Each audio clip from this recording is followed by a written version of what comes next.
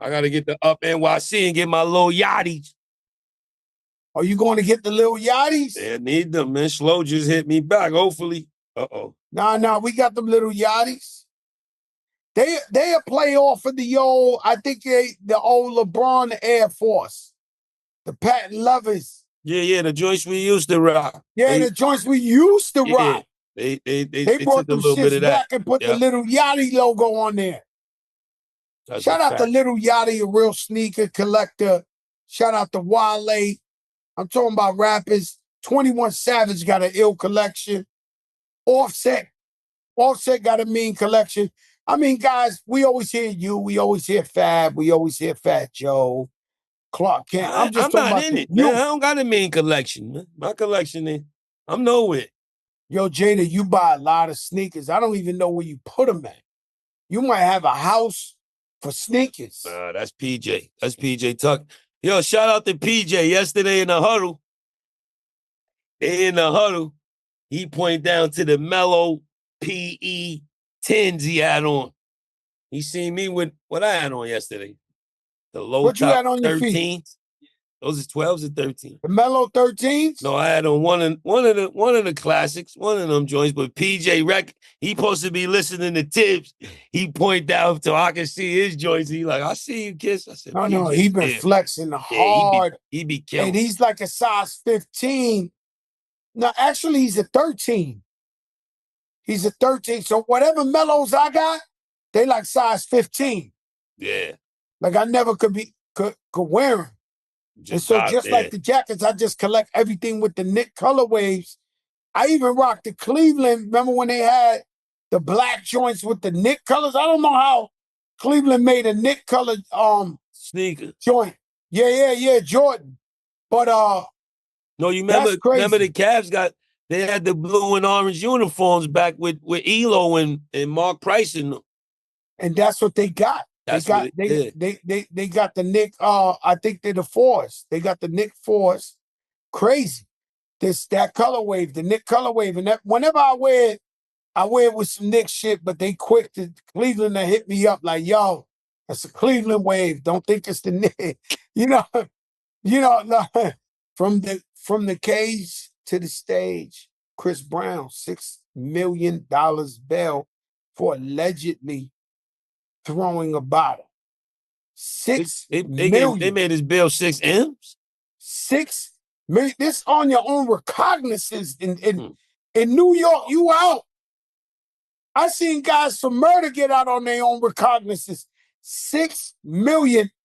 And his response was from the cage to the stage.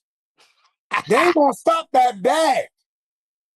He did a show when he got out, or but he's just saying, like, yo, the show goes on. He's out on bail. Now he's able to do this tour globally, worldwide. And so, first of all, the bail, I already told you how I feel about that. And the bail just triple proves how I feel about $6 million bail. I mean, Bernie Madoff paid 10 and he stole 71 billion. Yeah, that was nothing for Madoff. They should have made Madoff shit crazier than that. They should have made this shit $1 billion bail or some shit. Not real talk. If they're gonna do that, shout out Bad Bunny. I know it's reggaeton, but the man, the biggest streamer in the universe, he did Saturday Night Live. I never knew Bad Bunny was also an actor. He did SNL? He destroyed Saturday Night Live. Killed it? What? I'm watching it. I'm like, damn, yo, this guy's just way too talented. Like, he could act, he could rap, he could sing. Shout out to Bad Bunny. You know them seats you was in last night? I usually sit there. And, you know, they kind of gave it to Bad Bunny while I was they had me in the corner over there. You know, I salute the God. But I realized he was in town for Saturday Night Live. I seen your section. You know, y'all was popping over there. You know, I'm watching you on TV, Jada. I don't know if you know Eastern Conference Finals. I would not love anybody other than my business partner and my brother, Jadakiss, on them court sides, looking amazing on TV. And guess what? I got that jacket you had on last night, too. I mean, you know how we do, baby. Dope boy But fresh, man. I think we just I think as a Nick fan, I got whack ones, I got good Yeah, ones, got all kind of Nick Baffin I there. just take all that shit for years and I got them. Like yesterday, Rich Player dressed up like an asshole, like a real Nick fan asshole. Like he had the satin starter with the fucking Mitchell and Ness track, with the shirt, the hat, the fucking. He went did fanatic. He went all the way fanatic. He took it there. I love that though, man. I love it. Shout out to the young boy, NBA young boy. Now he announced the tour, and it sold out in seconds. My daughter called me. She already. Anywhere, could you get me tickets to any one of his shows, Dad? First she hit me. Did you know NBA Youngboy? I knew what was coming after that. Let me tell you something. This tour is scarier than the Rockefeller Rough Rider tour. Like, you know what that was like back in that day? Rockefeller Rough Rider tour. Like, people were like, yo. Hard Knock Life. Yeah, this Hard Knock Life. You know, you got NBA Youngboy got every so-called firecracker on this tour with him. So, like, it's an over and under of if it's going to get popping in every city. You know, he got the guys. He got the guy Piss on Your Grave, all that. Like that, you know, this we got to keep our eye on this one. He got those guys. If he's able to make it a successful tour, it'll be good media. I think after them couple bids, running with the law, I think he gonna just get out there and get his bag. He can't control what happens out of his power, if you know. But I think the shit he just coming from being involved in, I think he gonna try to have a good, successful tour, man. Shout out to NBA Youngboy, man.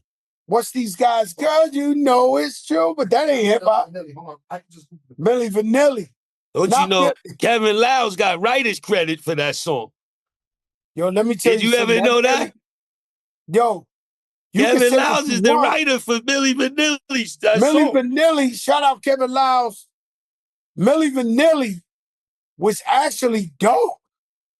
Yeah, like, to that one mishap when they pulled it, when the thing starts skipping. I think that's most rappers today.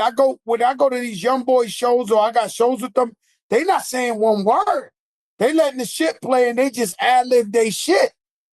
That goes back to craftsmanship, man. You gotta learn your music. You gotta learn how to rhyme over the TV track. You gotta learn your song. You gotta try to sound like the record. Ever sign up for a phone plan thinking, wow, great price. And then a few months later, it's like, surprise, your bill is higher. With Boost Mobile, you pay $25 a month forever. That's unlimited talk, text, and data starting at just $25 a month. No price hikes, no contract, forever. Plus, Boost Mobile is now a legit nationwide 5 gigabytes network. They've invested billions building 5G towers across the country. Visit boostmobile.com or head to your local Boost store today and get unlimited talk, text, and data for $25 a month forever. 5G speeds not available in all areas after 30 gigabytes. Customers may experience slower speeds. Customers will pay $25 a month as long as they remain active on the Boost Unlimited plan. But the Knicks went crazy. We had one of them Boston days. We couldn't miss. That day, I was just like in my couch looking at nothing. Just waiting just to looking go at to nothing. the game, looking at nothing. My outfit was laid out. The Timbs was there. Oh, you was waiting. You was already like a kid with the first day of school, yeah. like this. Couldn't wait to go to the game. Like I was so hyped. I took my sister Remy with me. Know what I'm saying? The vibe, the energy felt like New Year's Eve. And off rip, it just felt too good to be true. And they handled their business. By halftime, we already knew we was gonna win the game. But us being Knicks fans, you don't know how hard it is. You gotta wait till them clocks You gotta say wait till zero. that last second because we up 40 and I'm still scared to death. Something could go on. Somebody could hit 100 threes in a row. We mysteriously found a way to be only up by 3 with 10 minutes. Bro, the key to the thing was they stood on that Derek White. They stood on him like white on rice the whole game. They did not let that boy shoot them Jaylen Brown threes. fouled out. It was crazy. Well, you know, they always hurt themselves or foul out when they losing by like 40, deciding game. You know, like Donovan Mitchell gets hurt. You know, everybody always gets hurt when it's like lights out. It's over. It's a long season. It's a long season. It's a long season. But the vibe, man, 1 million people on 7th Avenue. When I'm telling you, you know that exit, like, I think the Knicks got to make like a trick entrance now. I don't think we could just keep coming out that same thing. You made me not go to Game 6. You serious? Yeah, because I couldn't get floor seats, so I couldn't go. My man hit me. He was in second row. He said, I feel like a sucker now. I'm in second row. I said, no, don't mind me. Those are great seats, man. I'm just talking my shit. You ain't want to go second. I already felt like that, so we ain't going to put so you kind of felt like, yo, I don't want to be second row? They spoiled me with floor seats, so I can only go on the floor. You remember the time I was in the All-Star game and they had you in like the second row and I was like, I fought them and said, I don't remember it. What are you talking about? I'm telling you the truth. I think it was Indiana or something. No, Cleveland. I was right next to you. Like, yeah, but you know who fought for you. Like, at first they had you like... You got me next to you? Hell yeah. I appreciate it. I went to him. I was like, yo, Jadakiss can't be over there. Like, what kind of violation is this? They got, what's my girl, the girl that sing from London? She sing incredible, too. Adele, they got her courtside and all that. I started arguing like, yo, we can't have that, B. We got to have the man courtside. We ain't doing that shit. This guy is crazy. Yo, check it out. When you want to be successful or not? Success is shooting at you. Want success is shooting at you. What do you want us to do? We Knicks fans now. Everybody want us to fall. Everybody, 1 million people. Are we celebrating prematurely? Yes, 1,000,000%. You know, I partied with Coach Leon Rose. Yeah. Hold on. They say he was conversating with Tibbs. What was going on? Leon Rose looked like he want to cry. He grabbed me by the shoulder and said, Tears of joy? 8 more games. Tears of joy. He was like, 8 more games. I want to give him a hug like, yo, my man, like, thank you for what you're doing, but it's 8 more games. That's all he told me. That's all Coach kept telling me. Everybody was like, yo, we need 8 more wins. Eastern Conference Finals. What do we have to do to zip Indiana up, man? Pack them up. Now, let me not go bad, right? Because I believe it's going 7 games. I believe we winning. Last year, we had them on the ropes. We could have beat them, but everybody in the team was hurt. Mitchell Robinson, OG, had the hamstring. Jalen Brunson broke his hand playing Indiana. Game 6, like, 7. That's not how we coming now. We took them 7, though, with a depleted team. No, but now we're going to take them, though. They got a mean team. Don't get it wrong. The Turner, you got Turner, you got Halliburton, but you got Siakam. No, they play. Obi, the little white boy is sneaky as hell. He get up in there with them shots. Yeah. No, they dead nice. But they coach is nice. Carlisle's good coach. Yeah, Carlisle's he ain't better than Tibbs, man. Don't get fooled by the Carlisle and all them, man. Everybody got to go. You know who I don't like? The Boston coach. You know, Remy went to the He's Boston the youngest game. coach in the thing. You don't like him? He's young. Nerd, weirdo. Hispanic, right? I don't black care or what Hispanic? He just look, he's young. How you don't like him? What did he do? Did he do something? Ooh, he looks too smart. I don't like him. How could you be yo? He looked too smart, man. He up there with the Harvard and all that. On. How you look this guy, he ain't Sam Cassell, I salute. Cause like Sam, I definitely. We need Sam to get a head coaching job. You know what I mean? Sam Cassell will be the man. First time in history of basketball. Because I always say the young boys can never make it to the chip or win the chip because they got to lose a couple of times. Hold on, don't go into it yet. The Western Conference, Game 7. OKC put a clinic on the Joker and them boys. What you think? You think they got enough to be a championship team, OKC? 1,000,000%. OKC got a chance to be, they got the biggest chance, to be honest. With all that Knicks shit you wearing and all the Knicks, they are the team to beat. Now, Ant-Man got something to say, man. Ant-Man and Julius Randle have something to say. That is going to be it. Now. So it's safe to say you taking Minnesota. Not over my Knicks. I'm never taking nobody over my Knicks. The Western Conference Finals. I'm going to take Minnesota because I love Julius Randle, Divincenzo, and I think that that's the Cinderella series, the Knicks against Minnesota. But SGA and OKC ain't nothing to fuck with, bro. And they are dead serious, and they're very mature. You know when you meet a kid and you like, yo, you mature for your age? Yeah, he's too smart.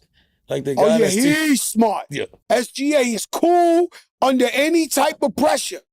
This kid look too cool under any type of pressure. He remind me of my guys from the Kansas City Chiefs. He reminds me of my guys from the Kansas City Chiefs. They cool under any kind of pressure.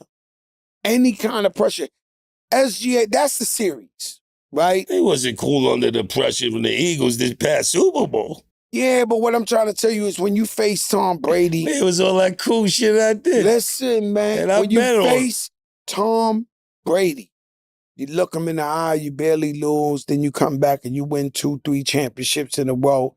The thing about these quarterbacks, the most legendary quarterbacks of all time, is they calm under pressure. Like, you don't never see them stressed out, right? It'd be like 1 minute left, they sitting on the side, whether it's snowing, whatever, and they get up in there and they the best of the best. They get up in there and they go, that's what SGA feels like. Ant-Man, I seen him under, like out of control. Don't tell me about Randall. He could get out of control in 1 second. These guys are Looney Tunes. SGA. It's safe to say for me, I don't want to play OKC. Oh, why you don't want to play OKC? All of that shit you just said. I want to hear your perspective of it shit. For one, they was 15 games ahead of every team in the NBA for the regular season. For two, when they win, they winning by 50 and 30 and 47 and all that in the playoffs. They got all of the right pieces to beat the shit out of us. I would rather play Minnesota. If we can get past Indiana, I'd rather it be the Knicks. I ain't gonna lie. In Minnesota and the Hartenstein, he bothers me. The whole OKC bothers. The whole OKC, they obliterated us all year. Yeah, but not now. The Boston beat us 4 times in a row and we tore them up. Let me tell you, the Knicks has got a different type of vibe. That ain't this. This ain't, and it's cracking kiss. God damn, man. You ain't got to use our shit against us, man. Tell you. Yo, why you gonna use the slogan against us? It ain't that, man. OKC is different, crap. Big used to come to me all the time and be like, man, what did you do to your beat that's different than my beat? And he just had a sample. I had more, you know what I mean? I almost had like more, different things. I could take the bass out. I could do whatever I wanted to do because we played it over, right? And I think that's where people start, you know, it was we ran with it because the song was called Functified, but it was the Isley Brothers record. That's it. Oh, so functified. Yeah, and that's the first time I started rapping on as far as people first time hearing me. And that's because I was in there writing the raps. And I was in there writing and I was just playing around. Like, I playing around, like, I'm going to say this and you say this. And it started going and it was like back and forth, back and forth. And everybody that was around, it was like, y'all should do that. And I'm like, nah, I don't want to rap. Right? I'm still trying to stick to just, I'm a producer. I'm going, I'm doing good. I'm not getting ready to start doing this. We're not getting ready to mess this up. Yeah. Right? But she was that's like, around the time Suge Knight was like, you want producers in your video, rapping. Nah, this was before that. This was almost that. He's fast-forwarding too much, right? This was before that. So yeah, so we get to the Functified come out. I was there. And this Brat record go crazy. Functified record go crazy. Too crazy. And Brat album, she became the first female solo artist to have a platinum album. That was crazy, man. Shout out to the Brat, her wife. Y'all co-wrote that? Yeah. Because that's when I started, you know what I mean? I was writing, but then I started remembering, like, you rap. I already knew what you know what I'm saying. So we just start figuring out our back and forth motion, right? And I write one part, and then she'll grab it and understand where I'm going, and then she'll just take it from You know, Tip told me Tiny wrote Scrubs. Yeah. A scrub is Her and Candy. He said he was on the passenger side. No, I'm sure. I'm sure. That's crazy. Gag, kiss, gag. I know I'm jumping all. We you know, I got having some a beautiful conversation. This is very knowledgeable. I'm with you, brother. I'm with you. So then, like, I'm running around now with Brat, and I'm rapping. Funkify's big, so I'm performing with her everywhere we go, right? And I'm like, I still don't want to rap, but I'm writing more raps now because I'm hearing myself on the radio and I'm rapping. I'm starting rapping, and then all my friends like, Jada, you should make an album, and I'm like, nah, I don't want to make no album. I'm just gonna keep doing what I'm doing. But I start making like fake songs in the studio. Like I'd be writing a song, and I'm thinking I'm gonna give it to somebody else, but I damn near finish the song, and my friends would start listening to it in the car, and they're like, yo, you should make this a real song. One thing led to the next, to the next, to the next, and then I did my first album, Life in 1472. You wanna know what's crazy is there's something going on down the other side of town. You got the Goody Bomb. Not yet. Not yet. Yeah, you know what? I'm gonna let you control. Get you ask questions, man. Are you not yet. listening to this, man? Not yet. You speeded ahead of time. So they're not ringing off yet. Not yet. Nah, not yet. This all like, you know. How do I know this? And you older than me. Yeah, this it seemed like that. By a couple of candles. It seemed like that, but nah, it wasn't like that. You like, gotta stop. Like, it's an argument about that now. Like, people don't understand. Criss-Cross came out before Outkast. Facts. I know that, but Yeah, I didn't know. saying, like, I didn't know that Goody Bob and Rico Wade and the family they wasn't cooking up. But that's what I'm saying. You got to think about it like that. Because he in New York. Criss-Cross came out before Outkast, so you got to think about where the stretch was, right? It's like this Criss-Cross and Outkast. So Goody Mob came out after Outkast, after Outkast success. Really? Yeah, You ain't know that? Yeah, you ain't know that? No. I always thought the Goody Mob. That's why we learning. I always thought the Goody. People think I'm signed to Big Pun. You understand? Now there is people. I'm telling you, they asked me. I'm thinking Goody Mob birth Outkast. Nah, no way. Okay. Outkast came out first. Outkast was first. Yeah, Outkast came out first, then Goody Mob. Wow. Yeah. Oh, that's amazing. But that's after. Good timetable. No, he was talking to you. Cut him off. Yes, so we went into this space of me start rapping, and me and Brat start doing like going back and forth, doing things, this, that, and the third. And we did the Sleeping in My Bed remix, right? That shit was monster. We did the Sleeping in My Bed remix. This was like the first song that New York had really ever really embraced that I did. Now you gotta think, from this whole time when I was staying here in New York, I had Times 11. I took them to see Red. I took the record to Red Alert and Chuck Chill Out, and Chuck Chill Out was like, nah, this ain't nah. I can't play this. Take that country shit back. Chuck still like that. Oh yeah. So he ain't changed. I always had this thing where I kept trying to get my records played in New York. Out on the radio 2025. Chuck still be doing that? Yes. I listen to him every that week on BLS. Yeah, I like that. He's still cursing dudes out. I like that. He ain't never changed. Yeah, but by the way, that just made me just like, I gotta get a record in New York. Like, I gotta get a record in New York. So I wasn't thinking about Sleeping in My Bed being that record, but I always wanted a record that when I got to New York, I turn on Hot 97, I hear my music, right? So Sleeping in My Bed became like one of the hottest records in New York. Flex was playing it at the Tunnel. It was an R&B record. They weren't playing on R&B at the Tunnel, right? He was playing this. He's like, Jada, you gotta come to a party at the Tunnel.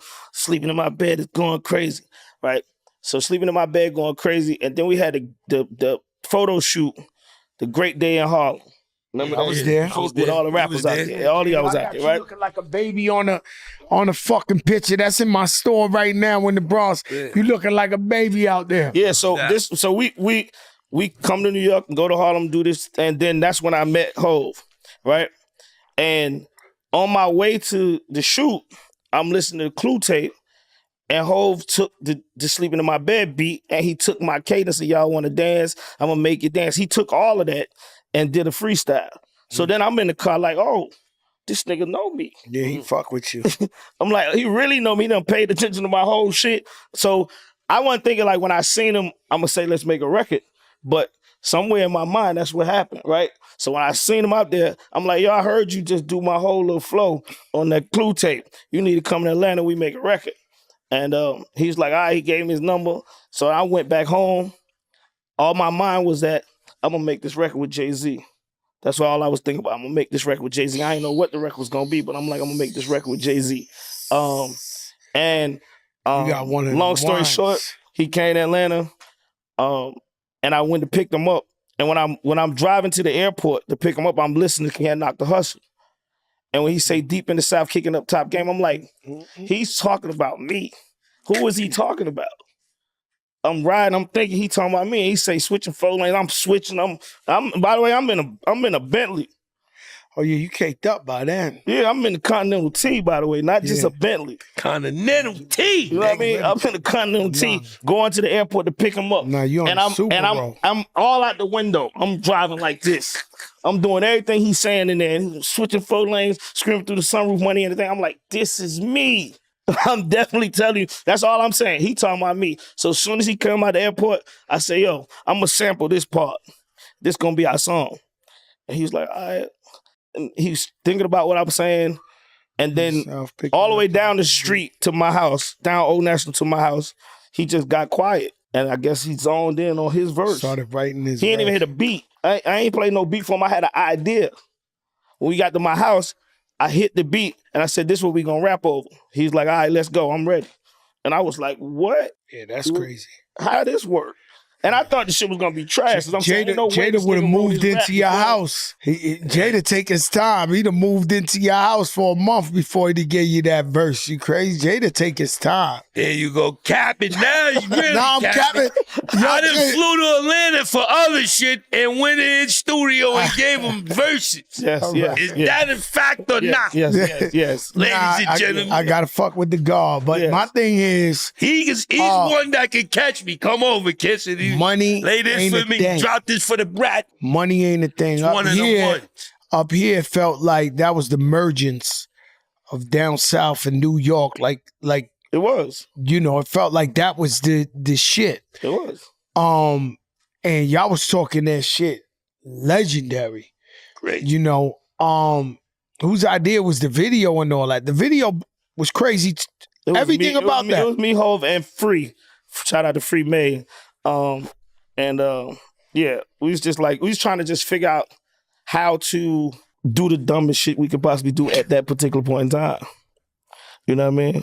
And we were supposed to have a horse race where we both was riding a horse, but Hov was like, I ain't riding no horse. And I'm like, shit, I'm gonna ride the horse. You can put your girl on the horse, I'll race her. And the way we started talking to each other, that's how the video was. Like, all right, we'll bet 100,000, nigga, let's go. Right? So then everything was just like, let's do it. Let's go over top. So yeah, we wrecking Porsches and everything at the video shoot. Real life. Yeah. Oh, so y'all was just dumbing out. Another. So at what point do you hear Outkast? Well, Outkast is out at this point. Outkast is out. Like Outkast came out. Outkast was out. Like I said, Outkast came out right after Crisscross. So they actually was like Brat, Outkast, and that they in that little era. All of that came out around the same time, like 94. Crisscross came out in 92. So Outkast, I think, like they came out, and that's when they won the award at the Source Awards in 94. I was there. Yeah. I was there. That was that night. I was there, brother. I was sitting right behind Outkast. Right in front of Outkast was the 69 Boys. Nas was sitting right in front of me. So you really remember? Oh, I'm strapped in the fucking Source Awards. Like, I gotta keep it real with you. I got the animals with me. Yeah. I'm up in there, you know what I'm saying? So I saw where Outkast won that award and they just got up, and I was up on Outkast, but I didn't think they were the kings, right? So I knew they was nice. I knew they was repping that ATL. But when they won, who they won against? Wu-Tang? They won against some serious people up there. That was a new artist award though, right? See, yeah, but it was around the same time. But when they Yeah, I don't won, remember I who they was remember up them against. getting up. They did like a little 1-2 step.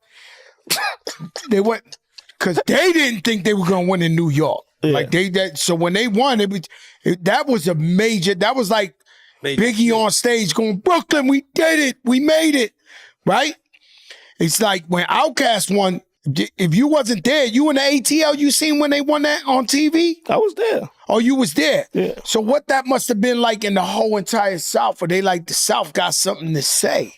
I mean, for me, I didn't feel it like that because I had already said what I had to say. So I had already been saying what the South got to say, right? But this was more or less like, you know, like what niggas don't understand, I ushered in young niggas in rap.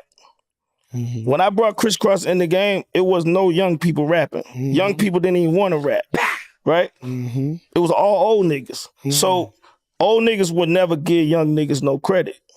Criss Cross came out, their first album, they sold 8 million records. So niggas don't ever be like, really like talking about this. Yeah. Like, they want to give all Criss Cross credit to somebody else. They sold 8 million records at 12 years old. That's a lot of records, man. You co-produced the cult classic Juice.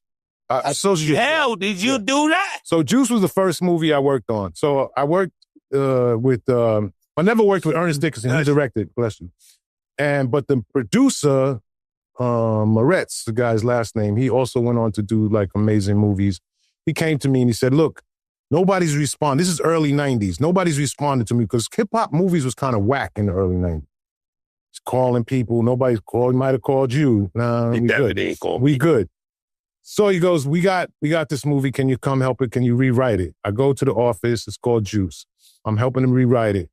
The only person we've casted is this guy named Tupac. Tupac's not out yet. He's in part of Digital Underground, but he's not like, people don't know him. Kind of know his name, but I don't know him. Like, I'm like, all right. Go in there. I said, all right, I'll help you rewrite it. Called Queen Latifah on the phone. Look, they're trying to get in contact with you. This is legit. She said, you working with him? I said, yeah. I said, all right, we'll see what's going on. Boom, she shows up. Next thing you know, Tretch shows up. Next thing you know, all these different people start showing up just because of... You validated. I validated. And I said, it's legit. And that was it. And it became, you know, a cult classic. We didn't know when we were shooting it. You don't know. But it became a cult classic. All of the guys in it. I got interviews behind the scenes. I haven't put that out yet. Of Juice. Wow.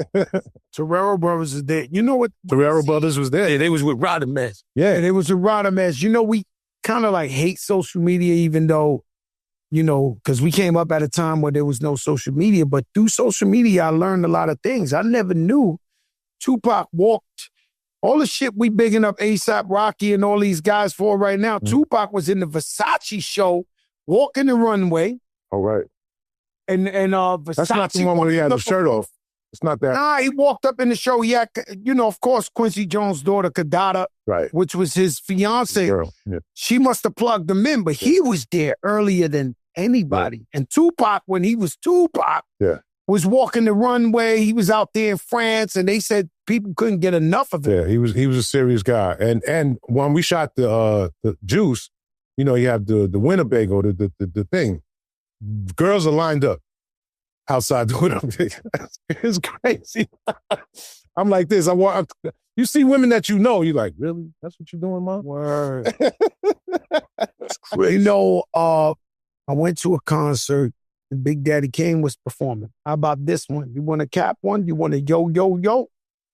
But this story been verified by Big Daddy Kane. So I'm just in the crowd as a fan. It was one of them Budweiser Superfests. Oh, wow. And the crowd started going crazy. And through the crowd, it's Tupac Shakur from Juice. The Juice is out already. Tupac walked in with the test. You was there? Wow. Oh, I'm there. I know what you're talking about. I'm there. So I go, he walking through. And he's walking with Biggie Smalls. How about that one? Mm-hmm. The fucking garden is losing their fucking mind. I'm just in the crowd watching Big Daddy Kane perform. He stops. Yo, Crack, come on. All I got out is Flojo. Flojo #1 at the time, by the way, too. This party and bullshit, Biggie, right? Mm-hmm. We go on stage. Is this when 7 Mac 11? 7 Mac 11s. I'm standing on stage next to them. That's crazy. Okay? I'm on stage at Madison Square Garden with them. I remember Tupac pulling me up on the stage. Biggie, I got 7 Mac 11s, about 8. Tupac even said, yo, Fat Joe, passing the mic. Big Daddy Kane was like, not enough time, guys. Not enough time. He shut Joe Crack down. Not enough times. This, that, this. It's cool because I knew for a fact I wasn't as good as Tupac or Biggie. So I'm cool. They gave me a thing, but Big Daddy Kane shut it down. Right? And that's the infamous. I got 7 Mac 11, and all my niggas in the pen. Here we go Mr. C again. freestyle. Ain't nothing. So now, years later, I tell that story, right? And they that might have started Cap Heaven for Fat Joe. Oh, full of shit. What this guy, not him again. But Big Daddy Kane went up to Drink Champs, and Nori asked him, he said, yeah, it's true. Joe was there. You know, I was running out of time. I was headlining, so I had to get to the hits. I said, Big Daddy Kane ain't no Fat Joe was going to be that lean back Fat Joe. No, he probably knew. He knew who he was. Nah. He didn't know I was going to be the lean back Fat Joe or the Joey crack. So Biggie was a fan of Big Daddy Kane. I have footage of Kane performing deep in Brooklyn, in Fulton Street in the hood. And Biggie's like a kid watching, like studying everything that he did. You know, he was everybody's, he was a Big Pun's favorite too. Yes. Big Pun loved Coogee Rap and Big Daddy Kane. They was his favorite. Like, I broke down in tears when he was at the funeral and Coogee Rap walked up. I was just like, because I knew how much he honored G-Rap and Big Daddy Kane. Yeah. And then, you know, it goes on to Eminem, that whole cadence, that whole flow. You know what I'm saying? Great ones. The greatest one. Yes. Yo, but you envision shit like this for me. You gave me an opportunity when I was a kid, and you let me host Video Music Box. So Kiss, let me tell you the story about this guy right here, right? He comes to my office, my office on 31st floor. It's a city building. The stairs. The elevator never worked. And I just fat Joe. He was real Fat Joe. That's how much I wanted it. Listen, all the time I was walking up. What? There was a Puerto Rican lady who was the security guard, so I figured it out. They started talking Spanish, and he's getting in. I was on him, I mean, but you put me to host and changed my life. People started taking me serious. It was like, all right, he's really gonna rap. He's really gonna do something. And how'd you lead to do that when he got up? I never heard Joe rap. He get up there.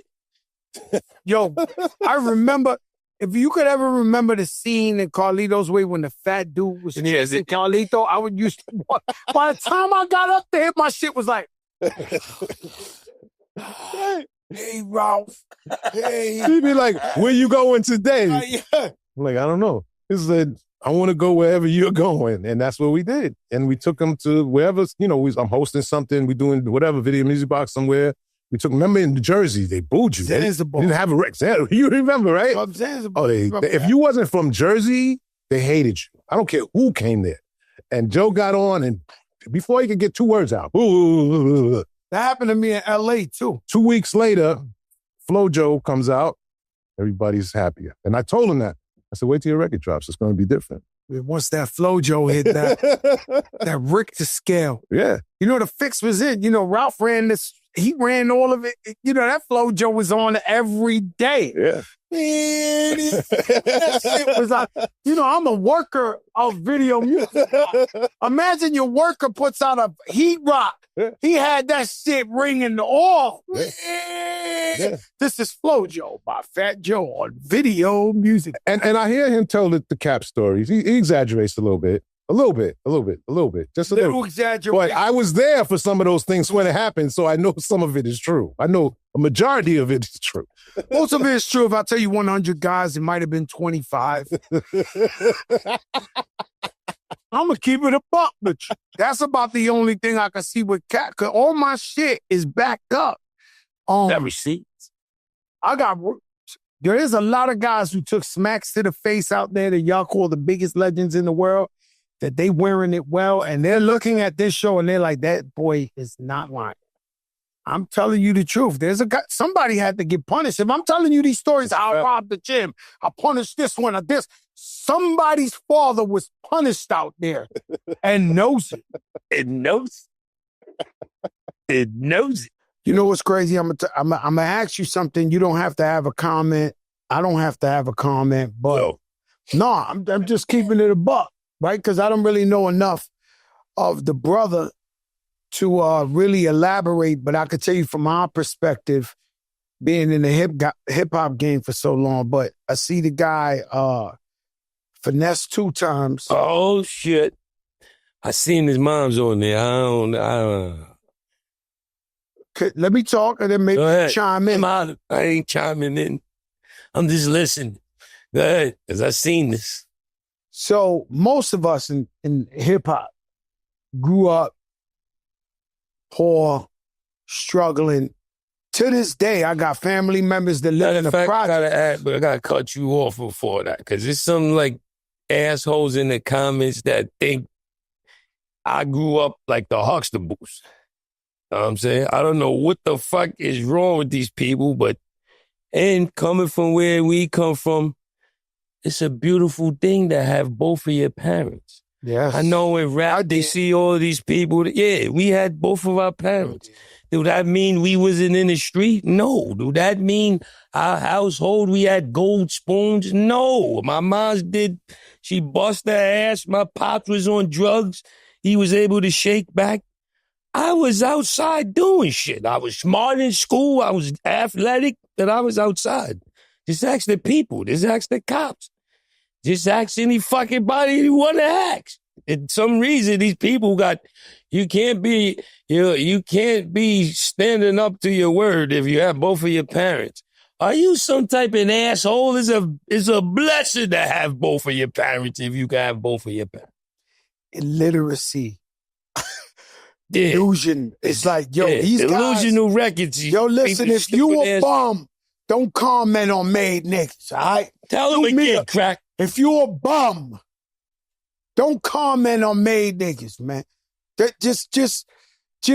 And what's wrong with Elevate? What's wrong with He came from somewhere to get the fuck out of it. Super superior. That's how I'm looking at that thing. I don't understand when people are stuck in time. These people are stuck in time and they look at it as their shortcomings. They look at you like you got to be on it. Yo, listen, check this out. Well, I'm telling you, I still got family members in the projects. Yeah, we got a large percentage of my family. You can't take care of everybody. Remy, she got family in the projects. One day I ran over there to Queens. I almost beat her up. Like, I'm like, yo, what the fuck? Like, you got to go. Like, they calling me like, yo, Ram out here like it's a picnic. I said, no. You can't do this. Like, you get that. But we love our family and we don't feel better than nobody. And we help everybody if we can. We just don't let them take advantage of us. Say it again. We help every one of my family members, whether it was directly or indirectly. My Uncle Willie, you know you beat me for 3 Frankfurter trucks. Pause. The Glizzy Mania. That's what? No, he beat me for 3. 3 Glizzy. Come on, my nigga.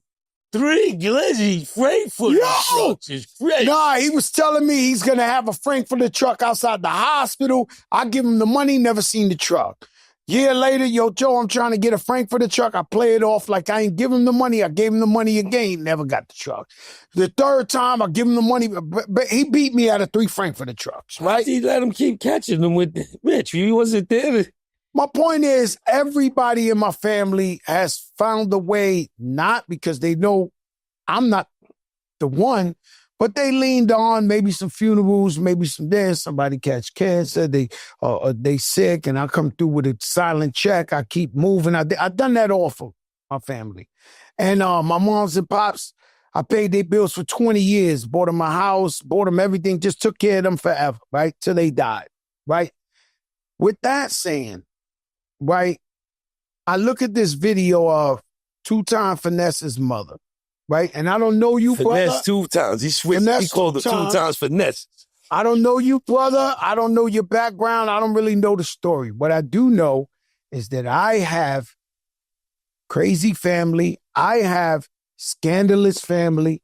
I have some family that have taken advantage of me or has tried to take advantage of me where I say, yo, this ain't flying. The advice I have is I don't know what your mom's did for you to fall back from her if she's not lying, right? But the moms, you know, that's a threat, right? So your family, I don't know if it's happened to you, it's happened to me. I've had somebody in my family say, yo, help me in this and this. And if you don't help me, this is how scandalous my family. No, I'm going GoFundMe. Fat Joe such and such on GoFundMe. That broke my heart. When a family member told me, yo, I'll go on GoFundMe and make a movie saying, this is real shit. Go ahead. Go. I'm telling them, go ahead on. Go get. But what I'm saying go is, fund yourself. You just bought your mother and father a condo. Right? I'm sure you have differences in some way or another. The man's moms look just like him.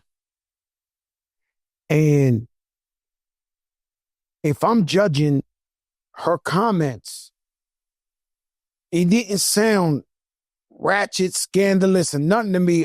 She sounds very sincere. She sounded like she was talking from the heart. She wasn't on no bullshit. No. So when I see it, I'm like, listen, my brother, if you think Fat Joe is something to you or anything in hip-hop, you know, I would advise you to contact your moms and try to fix that. I just felt like, I'm not lying to you, Jada, we don't do scandalous, we don't call, but God told me to say that today. When I seen that this morning, I was like, yo, if I could just throw it in the air, the last resort is to have your moms on social media. That's not it. You get once. I don't know what she did. I don't know what anybody did. I know they got family. Just I got a scandalous family, bro. And so I know sometimes it can overwhelm you, but if you can find it in the heart, if you can seek the Lord, work it out with your moms. I mean, I'm looking, you know what I'm saying, on IG, I see this guy randomly. And he's talking about his wife. He even talked about his wife almost like more than God. Like he was like, my wife is everything. I cut off my best friend. I this and this and that. I this for my wife, anything. This, my wife is number one. I don't care. This. What do you feel about that example? He's in the space where his wife is larger than life for him. Congrats to him. You know what I mean? He never caught his left hook, or he didn't experience the real world yet. He be all right. You know, one thing I never liked is guys who, hey, we all love our wives, right? And our family, but I never respected men who get a wife and get so in love with them that they forget their mother. They lose. Yeah. They forget their mother and their family. They act like this my family. This is no longer my family. Like, I only have to care about my wife and my children and not my moms or my pops or, you know, I never liked that. Yeah, that's kind of cowardly. It should never be no reason for you to cut off your moms or your parents. Ever sign up for a phone plan thinking, wow, great price. And then a few months later, it's like, surprise, your bill is higher. With Boost Mobile, you pay $25 a month forever. That's unlimited talk, text, and data starting at just $25 a month. No price hikes, no contract, forever. Plus, Boost Mobile is now a legit nationwide 5 gigabytes network. They've invested billions building 5G towers across the country. Visit boostmobile.com or head to your local Boost store today and get unlimited talk, text, and data for $25 a month forever. 5G speeds not available in all areas after 30 gigabytes. Customers may experience slower speeds. Customers will pay $25 a month as long as they remain active on the Boost Unlimited plan. Game 1, it crushed me. Crushed me. I got my outfit ready. I was preparing all day to go to the Garden. We get there, everything's going great. Once again, Halliburton hits a fucking last minute 2-pointer, foot on the line. When you see this, the choke, what is that about, man? Like, I'm like, at this point, we got to fight, shove each other. Say, it's the biggest disrespect.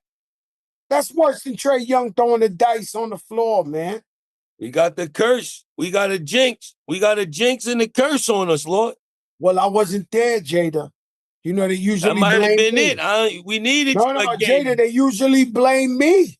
But I see you sitting pretty courtside next to CC. So you charging it to me now? We lost because of me? No, you ain't the jinx, but I was here. I'm in Miami, my crib in Miami. I'm watching you sit pretty the whole game. I said, damn, Jada there. He where he's supposed to be. And so, well, I could break down so much, right? The Knicks, man, you know, you got to understand, in order to go to the chip and you're in the Eastern Conference Finals, you can never fall asleep. They had a lead. They were playing so good that they fell asleep. Nobody picked up Naismith. He was shooting them threes wide open. Knocking them joint. He was unconscious in a matter of seconds, dog. But why can't nobody just rush this guy and make somebody else do it? If he hit three threes in a row, why nobody attacked him to make sure to get the ball out of his hand? What you're saying is it was bad coaching. Yeah, it could be that, or it was just moving to Halliburton is getting on my nerves.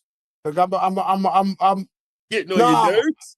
I'm gonna keep it real. Like, I know you don't like using this word, but he almost got me hating him right now. Like, Halliburton, you know, I didn't talk to Reggie Miller for 20 years. I would be in Jordan parties. I wouldn't talk to him. I finally ran into him in Newark Airport, and we'll talk about that later, face to face. And he said, yo, Joe, I'm a fan. You ignore me every time. It's over. It's 20-something years later. I gave him my hand. We became friends. Halliburton is starting to get on to Reggie Miller. We could not let these guys come up in there, choke. He took the heart out of New York City, the soul. I mean, every bodega, every corner, every bodega. They like, do you even think we could come back? That's the biggest question. I don't even want to. We got to at least split in the Garden, and we got to still win it in the end, or and get ready to go to Cabo, Kalahari, Betsy Let Head. me tell you something. These are the type of losses. One of these pools.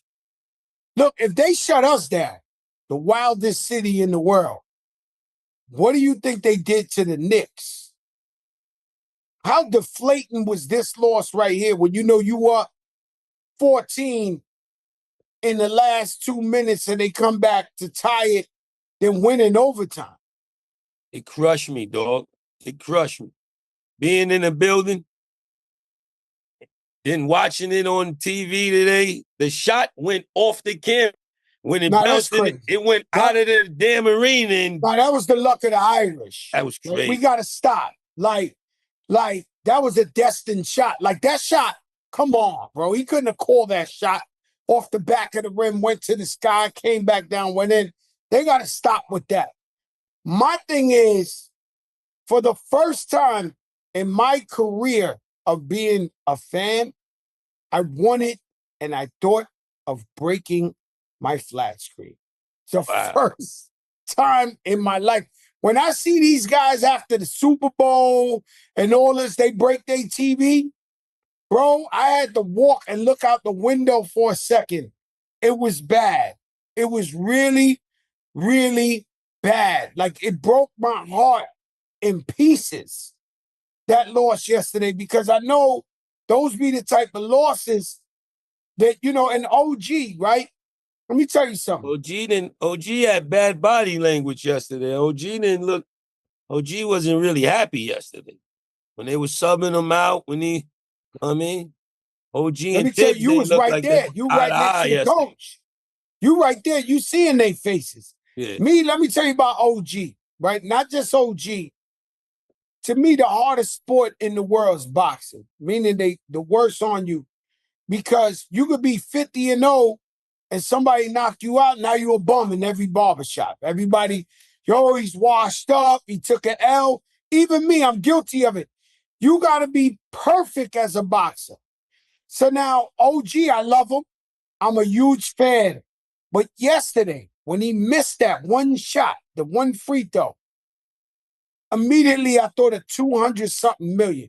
Because somebody tell me how much OG got. He's the most paid Nick player. And the minute he missed that shot, I thought of that 200-something M's. I was like, yo, 200-something M's? Yo. No, I got to keep it real. It's not my money, right? But they gave him the most money of all time. When he hit, he missed. And I love OG. I love him. But when he missed that one shot, I immediately curled up on the couch and said, yo, 200-something million, you're going to miss that shot? He wasn't happy all game, though. I was right there. I was on the bench, damn it. When he was subbing in, subbing out, he didn't look. He looked like he wanted to put Tibbs in a Cobra clutch, if you ask me. Something was up with OG yesterday. See, they outcoached us, right? And I don't want to Bingo. say that. I didn't want to say it, but it's I don't want to bingo. say it because I love Tibbs, but they outcoached us. At the very end, they took Turner out, who's a dog. Turner's a dog. They took him out. They put Siakam in the 5. Then they brought Obi Thompson at the 4. And these guys turned into Sonic Boom. Like, they too fast. They running and gunning. They shooting. They this. And so another thing is the coach got to play more players. There's just no way around it. The way the Pacers play is they running up and down that court They're gonna so try fast. to run us off You the got to court. get tired. Yeah. Brunson was dead tired. At the end, that's why they kept taking the ball from him and throwing him around. He was dead tired. He played every minute of the game. And big body Brunson. Nah, they subbed him out. Listen to this. They subbed him in the end, and we was up. It's okay if we can win with Brunson on the bench. That's a plus for us. As soon as we was doing good, your man Tibbs, Jalen, it went all wrong. Yo, let me tell you something, man. I was proud of our team. I thought we was going to take one. We had it, and they lost focus. That's all that happened yesterday. They lost focus. Not all. It's bad to lose game 1, man. We needed that. They took the fluidity out of me. I'm down right now. I'm not even the same. Me either, man. They took the heart of every bodega. They took my joy away last night, though. No party on 7th Ave last night. 7th Ave. We've been used. 7th Ave had cemetery silence after the game yesterday.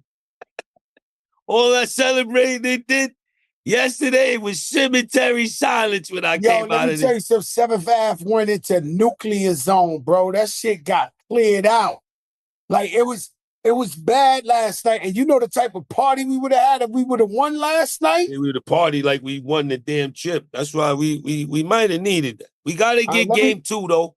We have to steal game 2. Game 2 is not even it's a must. Yeah, game 2 is a must, or we can get our swim trunks and all that ready. I mean, start getting your feet thousand. Believe it or not, I had a little more rage in me against Boston than Indiana. I don't know why, because they beat us last year.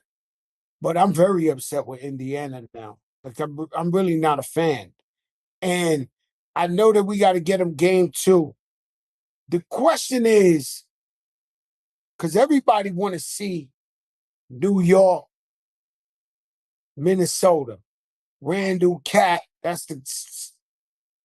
Do we have to shift over to OKC and possibly facing Indiana for the chip. I know the ratings ain't gonna be as if the Knicks had it, but do we have to like ship because they do have the most valuable player for a reason?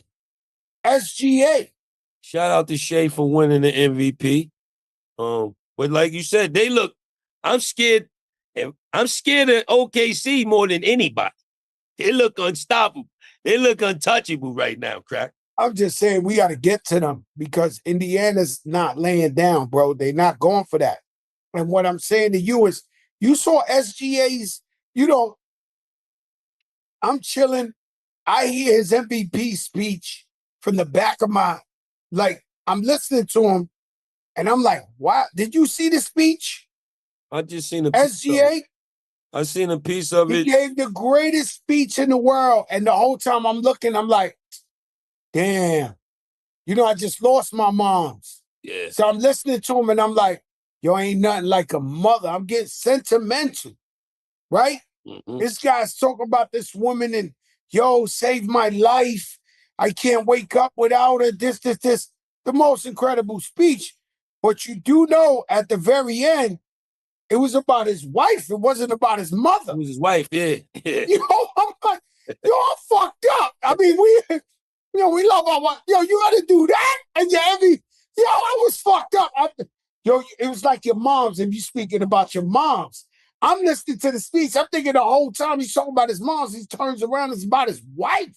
We need girl viewers, so let's just big up that. But shout out to all the females, man. Shout out to the ladies. We need all the females to tune in. But let me tell you something. He like losing his aura. Like SGA, let me tell you something. SGA is the Flyers. If you watch him, his drip is phenomenal. Nobody can fuck with SGA. He's calm, cool, collective. That speech he gave, I think is only equivalent to a mother's speech. Like, I never seen no shit like this. I'm sitting there, I'm shocked. Like, I'm sitting there, I'm like, all right, we all love our wives, of course. There's nothing wrong with that. But your MVP speech, I'm thinking the way he's talking had mother all over it, like KD. Yeah, when like KD gave that speech to him. Yeah. He might have been in the doghouse in the crib, and he was getting himself out without us knowing. He said, don't worry, I'm going to do my MVP speech for you, baby. Let me tell you something. He gave it up he gave it up. A legend. Let me tell you something. And let me tell you, think about Halliburton. He was rated by his peers the most overrated player That might be fueling him. Imagine if they called you the most overrated. And you like, word? I'm going to show y'all. I'm going to come out here and start busting ass. That's why he's going crazy. Ain't nothing overrated about this, man. Yeah, yo, listen. I can't. I'm glad he did it early because if I'm a Knick player and I see him celebrating like that and I still got a whole series to go to prove him wrong. Use that as motivation. Thank God. Yeah. Because they usually do it. I never like all boxes. Let me not point nobody out by their name because then that'll be too much controversy. Don't get us in no beef with no boxes, dog. I'm not going to do it. But what I am saying is I hate when boxes, fight somebody toe-to-toe, and then once they know they got them in the last rounds, they start clowning them. And so I never liked that. I'm like, yo, just beat him up. He celebrated too early, Halliburton. He celebrated too early. And so let's see what the series turns into. Though. When you go in another person's home and steal game one, that's worth a celebration, right? But not the choke. The choke is like, he was just showing love to Reggie. The choke is like New York. That's like stepping on the buildings. That's like stepping on the buildings, that choke. Yo, that choke was like New York. You see me in the streets, all of y'all know me well. Like this is like he went for that too early. Yeah. You understand? He got a whole series to play. Shout out to Indiana for that win. My man Ant Ferris. I'm watching all of them. Mike Epps. Yeah, Ant Ferris. All our Indiana people, we see you. Yeah. Lance Stevenson. I see all you guys celebrate.